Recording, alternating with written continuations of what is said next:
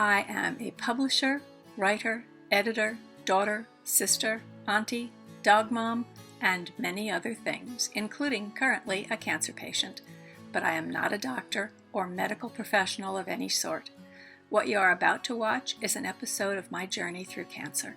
I'm sharing my adventure with you in hopes that you'll find something here that's comforting and maybe even inspiring. This video is not intended to provide any sort of diagnosis or treatment plan. Please go talk with your doctor for professional medical advice. Grace is tricky. Don't believe me? I was raised in the Catholic tradition, and so that's the first definition of grace that comes to mind. And that is a supernatural, freely given, completely unearned grace that is a gift from God that allows us to be saved and enter heaven. But dive a little deeper, and you're dealing with actual grace, which is transitory and achieved through good works, and sanctified or sanctifying grace, which is a permanent state of grace or holiness. And then there is illuminating grace and the immediate graces of the mind and the grace of will, which, though grace is unearned and it's an unmerited gift, grace of will is essential to actually achieving salvation.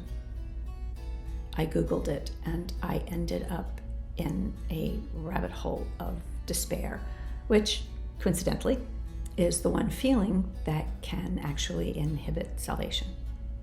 So I climbed out of the rabbit hole and latched on to a more easily graspable common definition of grace, which is courteous goodwill.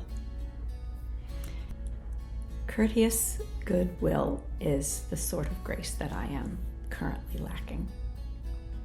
Now, I'm not contradicting what I said in a previous video, which is that cancer is transformative in that it makes you really reasonably unwilling to spend one more second of time that may be more limited than you've ever before experienced in your life dealing with fools.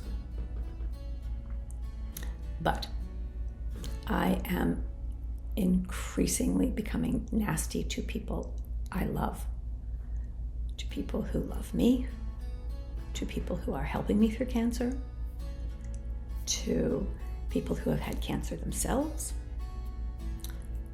to people who are, like me, only part-time fools. Why can't I just be nice? I need to get this under control.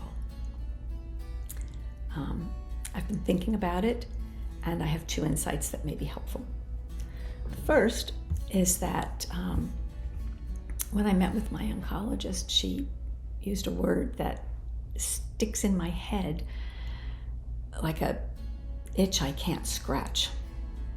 She said that my cancer is tricky because of the place where it's located and because of the sort of cells that it is made up of. My cancer is more difficult or somewhat more difficult to treat.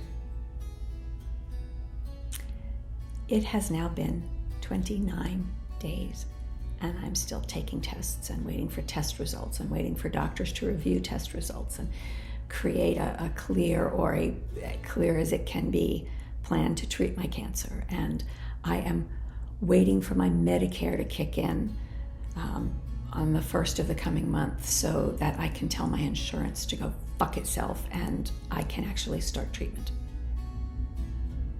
So, second insight is that it is astonishingly easy to be nasty to people we love,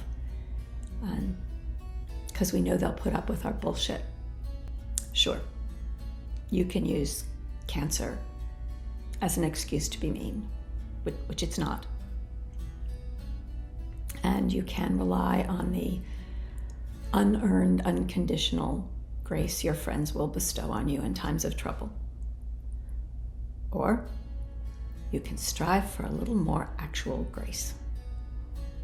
and I'm going to do that. I think that's a worthy priority, and I'm going to move it up my priority list. And in the meantime, I'm going to go take a nap, because being well rested